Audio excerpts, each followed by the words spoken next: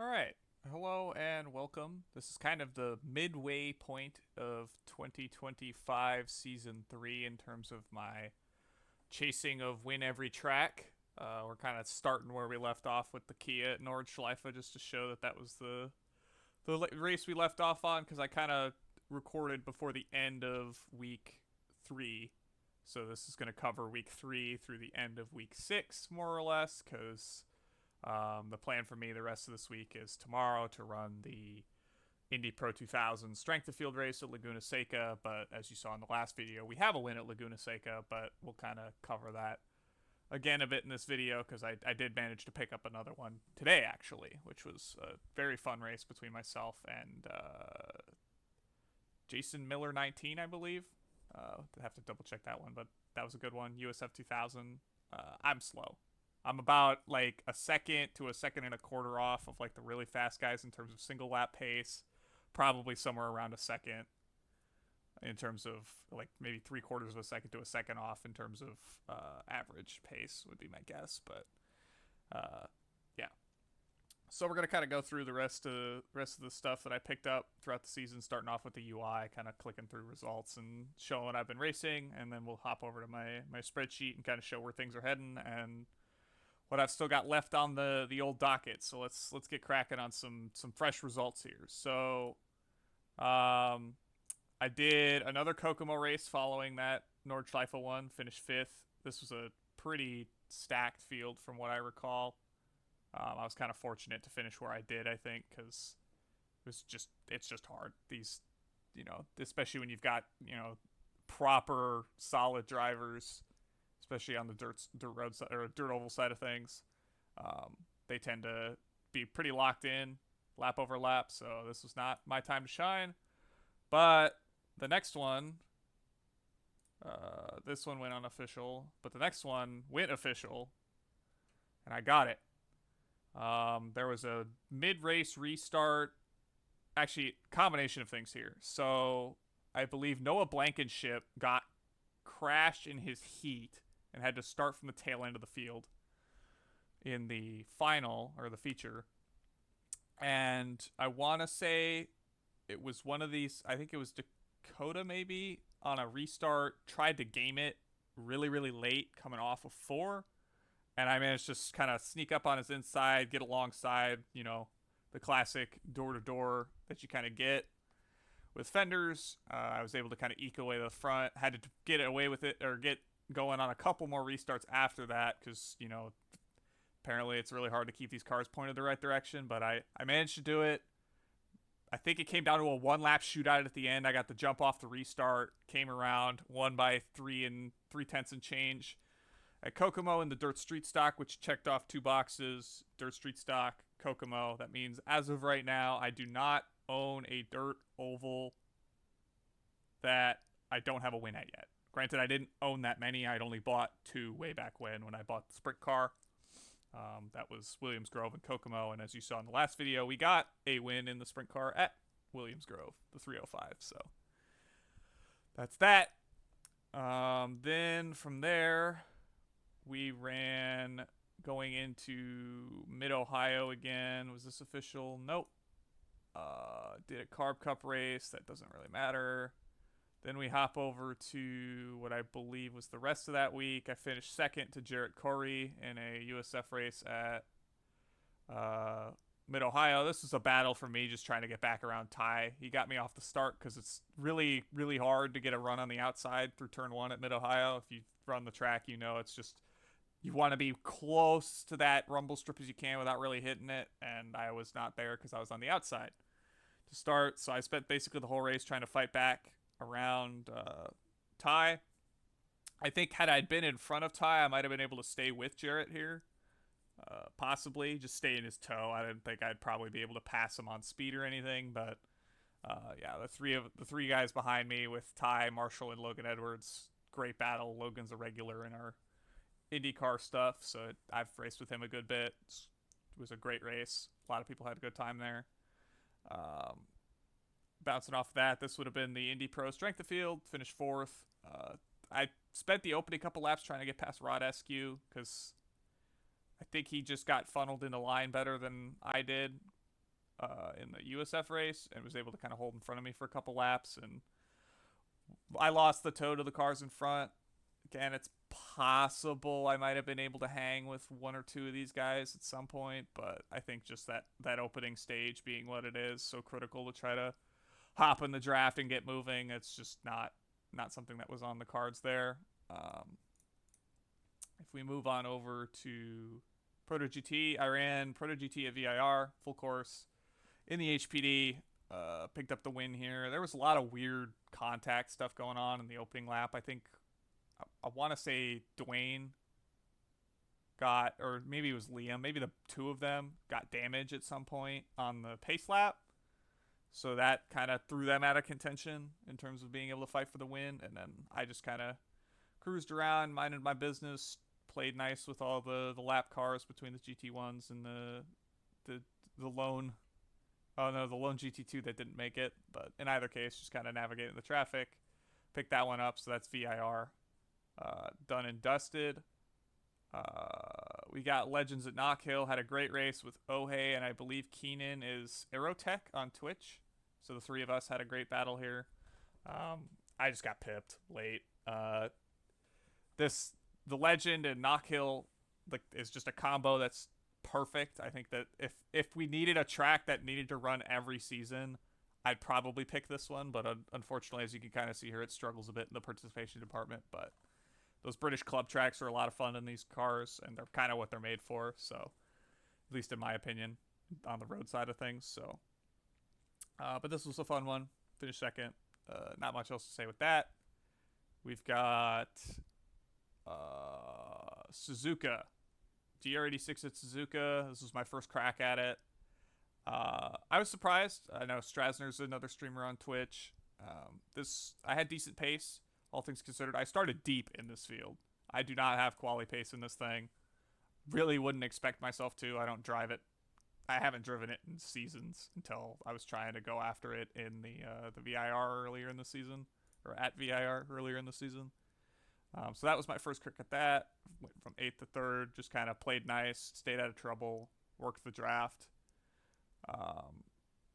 This is my first crack at Concord.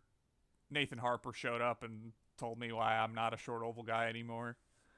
My best lap was there, but you have to be perfect to be fast at these really, really short ovals, especially in a car like the Legend, and I just was not close enough. So that was that crack. Took another crack at Suzuka. I won this one. I don't know. Oh, Alex Amano. I don't know what happened here, but in the race, he was perfect. I don't know how he got DQ'd or what necessarily happened here, but I came into the hairpin on the last lap, 45 degrees cockeyed to hold him off. Coming to the line there, just ran the pit wall on attempt 2 in the GR86 at Suzuka. This was a great race. We kind of banged doors coming through turn 1 just because you kind of slide out on exits, so you just get closer together on the exit. We kind of door banged on the last lap, and it was a great race. I can understand why the GR86 is as popular as it is when you can get good racing like that. I'm just not a particularly huge fan of how it drives. If I'm going to drive something like this, I'd probably lean more towards the Mazda MX-5, but maybe that's just me. So that's Suzuka down.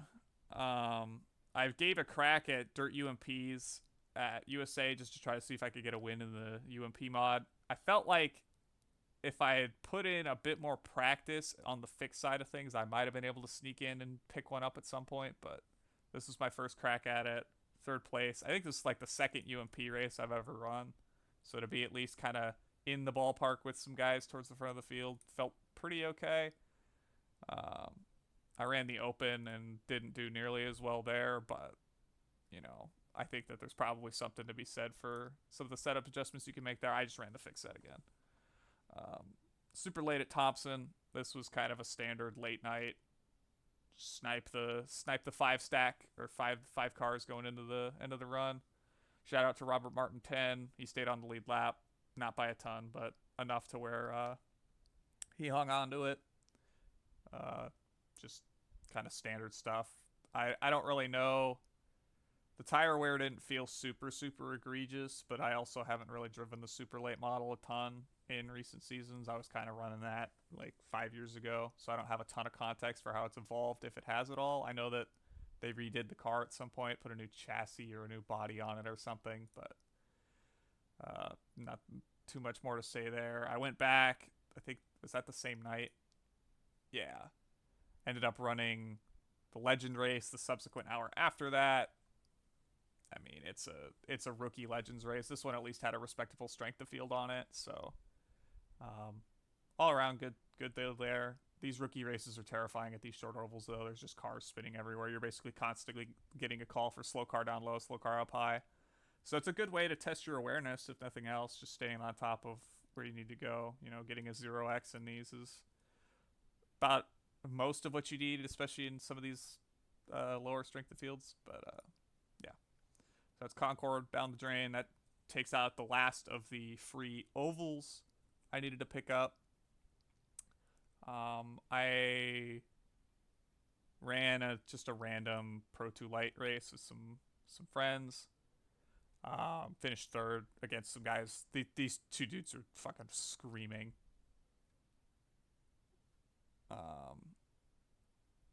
And I use that word very generously, so that, I mean, generously in the amount I use it, not so much in the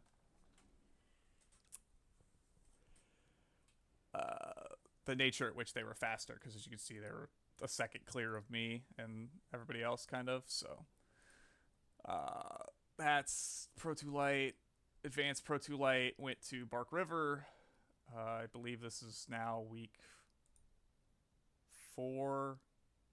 This has got to be, or no, this has got to be week. Yeah, this has got to be at least week 4 by this point, right? Yeah, because modified. Yeah, because we started week 4 with Proto GT. So yeah, okay, so we're still in week 4 here. I think does this get to week 5? I'm gonna have to figure that out in the description as to when this stuff kind of happened. I want to say this was week 5, because this is week 6. I know this for sure, because this was just this week. Unofficial Advanced Pro 2 Lite.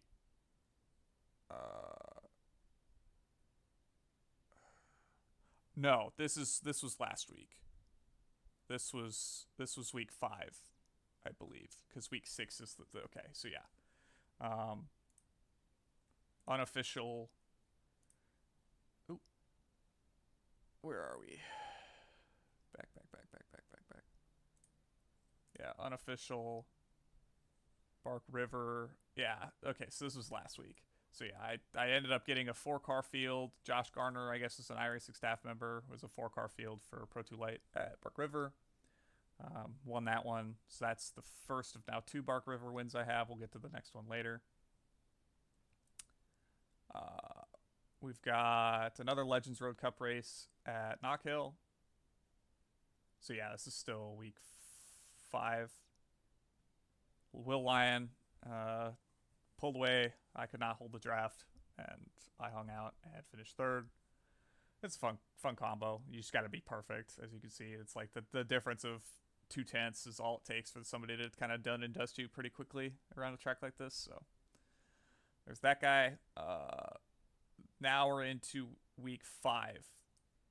Yes, this is now week 5 for sure, because the tracks have now changed over for Legends Road Cup. This was a fantastic combo. The New Hampshire road course in the Legends car was pristine. It was about a conga line of like as many as 8 or 9 cars, I think, at one point. Like this front 7 at the very least, maybe even more than that. You know, there's a number of cars that just were conga lining the whole track, and you would fan like 3 wide on all the oval turns, like going into the first turn, and then going into the turn to get back to the outfield. People were just fanning 3 wide and collapsing, and fantastic. An absolute fantastic combo there. So I finished 4th in this one with a lot of the Coke Series guys. You'll see, you know, you got Tinsley and Crawford, and Frisch was in here, amongst others. I think maybe Brady might be one too. I'm not really sure, but, you know, it's good to see those guys getting out for those.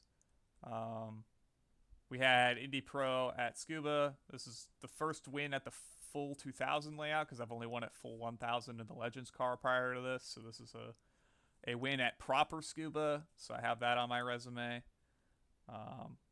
I won a New Hampshire road race later on in the week. I don't remember. I think I snookered this one because I think Zach spun or got like a slowdown late, and then Scott spun like with a lap or two to go, and then I just cruised away. So that was a fun one. USF at Scuba, picked up another win there. So that's another win on the full layout for me. PCC Summit Point, I ran this one, trying to get an M2 win. Finished third. John was just rapid, and I didn't have anything for him. I maybe could have finished second here, but I started pushing and getting squirrely off, especially the last corner, so that didn't help me. I got wrecked out of the Indy Pro Strength and Field race after qualifying third.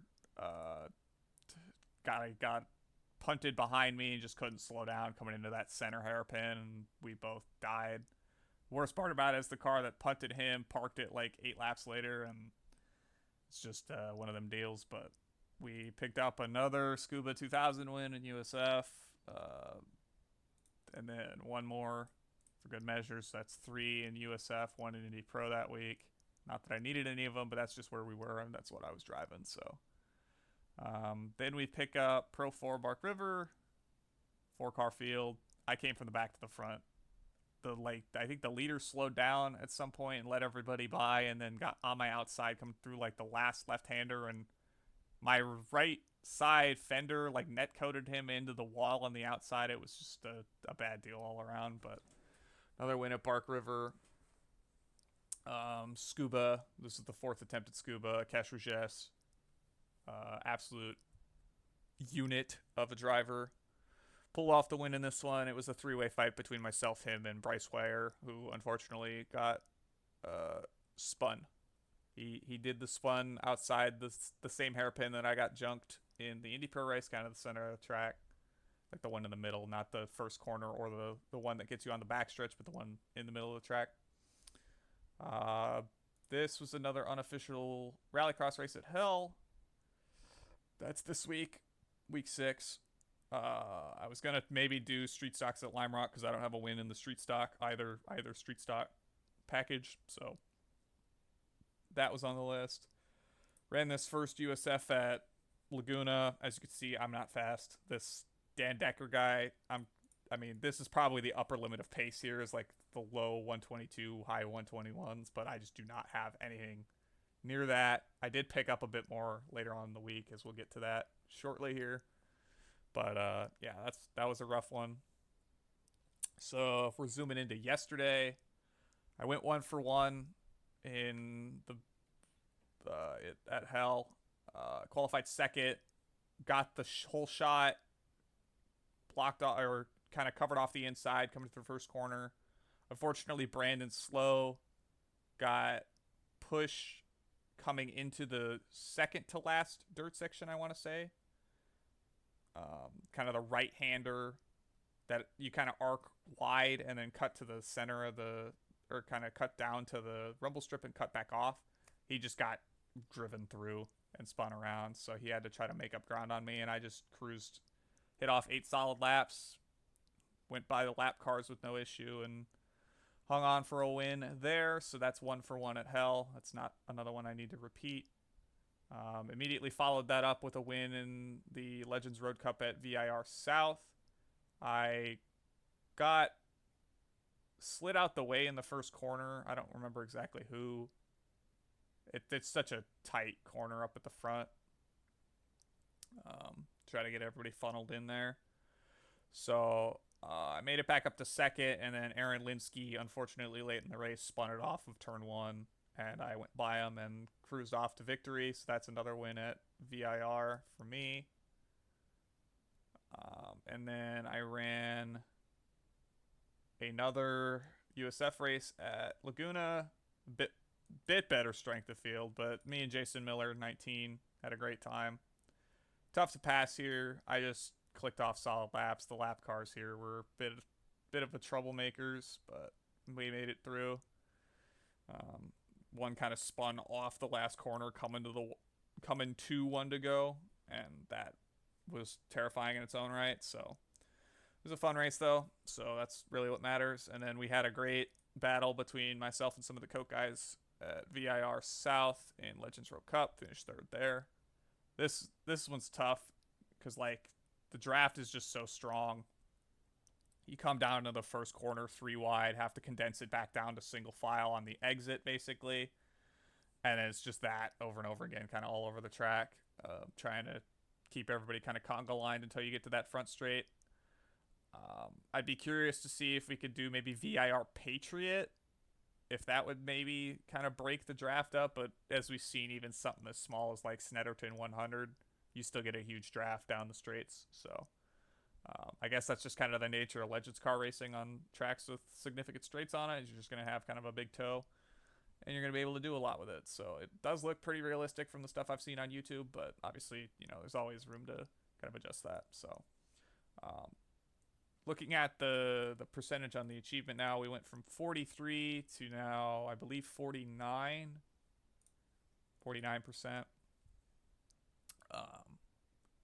It was a good pickup for the last, I guess, like 2.25 weeks of the season here. So if we kind of look at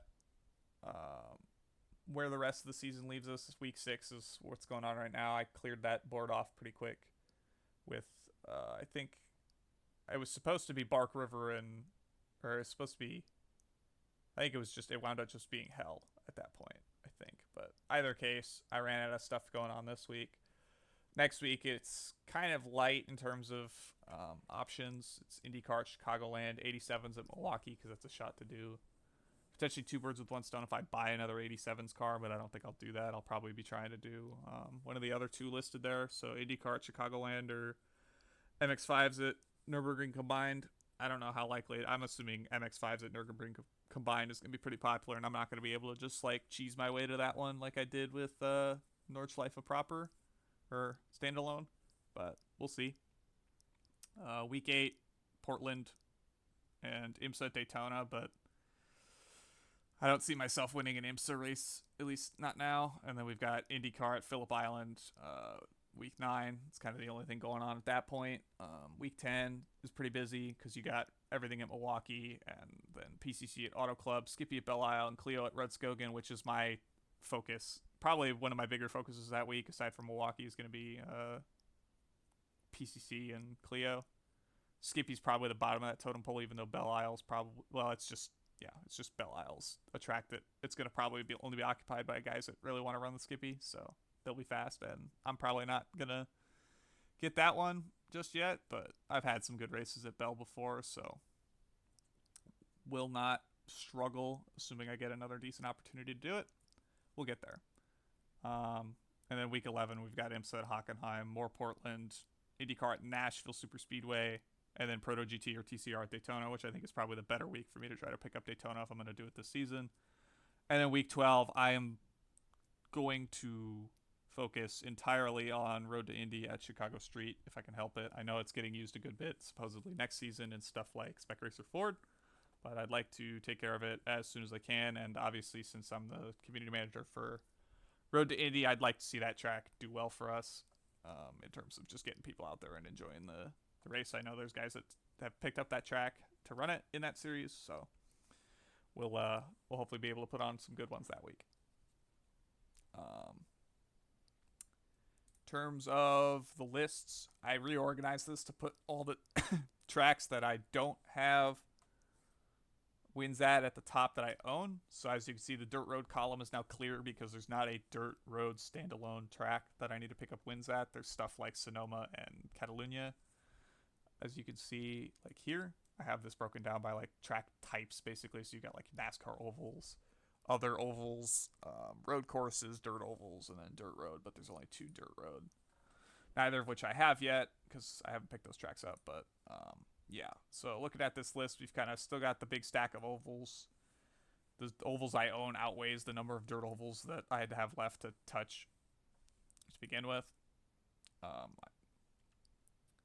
So I have 5 ovals that I can pick up between, like Auto Club and Daytona having their road course layouts, and then stuff like Milwaukee and Nashville Superspeedway and Chicagoland would be the other 3. And then all of these except for Coda are gonna get run at some point this season. So it's just a matter of locking in and getting it done however I do it, and we'll just have to see what kind of stands after that. I've started looking ahead towards next season, getting an idea of what's kind of be on the docket there. We've submitted our schedules for, I've submitted the schedules for the Road to Indy and Legends Road Cup. The other Road to Indy one's down here with Junior Open Wheel Oval Challenge. But my plans are to pick up Bathurst, Red Bull Ring, Sonoma, Zandvoort, and Five Flags to run those in the Road to Indy stuff because I like running ovals that are new to me. I know I've heard good stuff about Five Flags, especially with the Snowball Derby, or I guess the Winter Derby as they call it in Sim. But I've got stuff highlighted in yellow here of stuff that I could pick up possibly this season before we even get to this point. Big thing will be is if I can like clear out a lot of the tracks that I already have.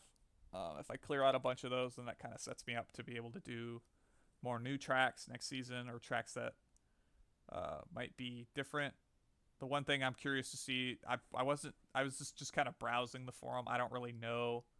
I heard supposedly Kansas is going to be on the production car challenge schedule, but that may be changed. I saw something that mentioned that like Oschersleben made it as a 6th free track rather than Kansas being on that list. So maybe I got things scrambled. I think I found this list in like the Advanced Mazda forum thread for if they wanted to change Coda for Charlotte Roval or something. But all things considered, looks like it's going to be a pretty solid season for a lot of series next season. I'd be curious to maybe try getting out there and trying some different stuff for me, because I've kind of been sticking to the same couple series the last, I don't know, 2 or 3 seasons now. It's kind of been some combination of the 2 Road to Indy series, namely USF. I took a season off last season of the Indy Pro, running that again this season, but that might go back to being on the back burner depending on how things kind of load up for me.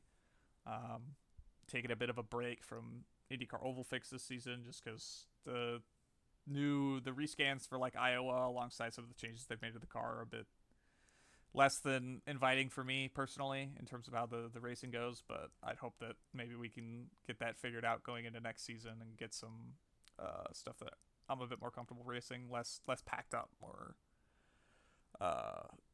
putting it back on not entirely being like a gripped up aero magnet that it could be, or kind of is right now. But yeah, I think with the pickups, I'm curious to just kind of see how things go going into next season, because we're already halfway through the current one. Obviously there's still good ways to go, and I have some good opportunities to pick up wins at tracks I haven't yet. It'll be fun. So I hope you kind of get some insight into what I'm trying to do here. One track at a time. I think the 50% mark is a track or 2 away. So if I could pick up 1 or 2, my goal of like 50% before the end of the season is definitely doable. It's just a matter of which ones are those going to be, and how I go about that. So I'll just have to wait and see. I'd like to think that I can easily click off 1 or 2. I think the more opportunities I have with like Road to Indy or the IndyCar, or even so just kind of the open wheel stuff, the more opportunities I have there, the more I have to kind of be able to click those off. So we'll just see.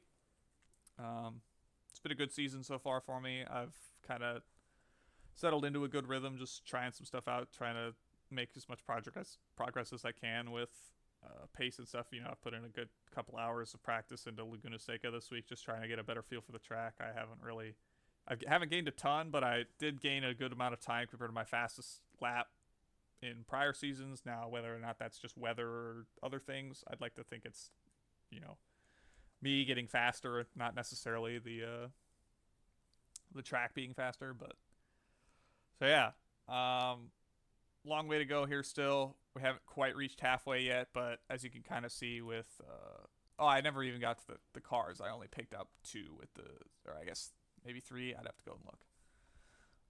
Yeah, but so if I can clear through the majority of these and then pick up those couple next season, it just really kind of depends on like how the week to week looks.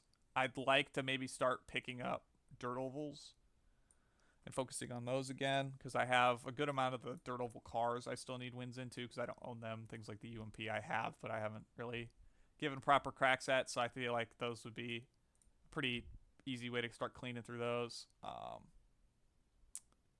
terms of stuff I picked up wins in, you saw the Toyota from there, and I believe that would be, and then the dirt street stock at Kokomo was another one, and then I think that's it in terms of new cars that I picked up wins in. So still a pretty heavy list. Obviously, lots of sports cars because I've only won in 1 TCR, 1 GT3 of like all these really big classes. So, and then like most of PCC, that M2 win's coming. I can feel it. It's just a matter of getting out there and running a couple races and getting my feet in under me and at whatever track an M2 race is at. I know they're at like Monza Combined or Lebanon this week. Those could be possibilities. Maybe I hit one of those before the week turns out here and just try to clear that out, so I don't have to really think about it anymore. But we'll go from there. Lots of opportunities to still pick up some new stuff. I think it just, I'd like to get a better idea of where my journey settles to come the end of the season to try to refocus up and get a better idea of where to head into next season. I do plan on maybe recording a video still either tonight or tomorrow in the first of what I'm calling Replay Rewind, which is going through like a replay and talking about kind of the general overview of the race, what happens in the race, kind of the thought process and the decisions I make and stuff like that. So be on the lookout for that. I'm kind of putting my week on iRacing into this series, so I'm kind of covering every race I do in some capacity. But yeah, thanks for watching. I kind of rambled at the end here a bit longer than maybe I needed to, but I think it was important to kind of get an idea of where my head's at, where I want to try to go with my driving, where my interests are, especially as I've kind of been a journeyman driver on iRacing in terms of kind of the stuff I've driven. I have wins in all sorts of goofy stuff across the service. So certainly something I could probably dig more into in videos as well. Kind of where I've picked up wins at each track, wins in each car. I have my stat project I can kind of go through to show some of that, get a better idea of like specifically what's really been clicking for me, what hasn't. I mean, I have a decent partial list here. Lots of USF, Mazda. I kind of showed this off in my kind of channel intro video, but I've picked up obviously a good number more in terms of just overall victories alongside more new cars and stuff as well. So that'll be fun to kind of add to this progressing list as things go forward. But I hope you've enjoyed watching this or listening to it, however you've opted to enjoy it. I think actually I realized that the iRacing UI has been sitting here the whole time. So here's what I'm going to do real quick. So here's where I'm at track wise, and here's where I'm at car wise. Toyota, Dirt Street stock, what have you. Here's the quick look at kind of where things are going. I kind of talked through this, but the bigger thing, I guess, is looking at like next season, kind of where stuff from this season falls into place and where stuff I'm planning on picking up in terms of my track pickups for next season kind of fall into place. And yeah, I'd like to hope that I can get out there and try maybe some different stuff. It looks like SRX is going to have some interesting picks with like LA Coliseum. I know that's going to be a tough track to get on a schedule, let alone like a good race in and finish well at. So who knows? Maybe that'll be one that I try to go after next season. But I've gone on long enough. Y'all got places to be, things to do. Appreciate you watching. I'm a goober. I don't know how to operate OBS apparently. Whoop whoop whoop whoop whoop. But yeah, so 6 more weeks left to go in the season. Probably provide another update around week 9. Especially since, well, I guess, yeah, we'll just have to see kind of if it's entirely possible I go 3 weeks without picking up anything new or doing anything crazy. So we'll go from there. Catch you next time.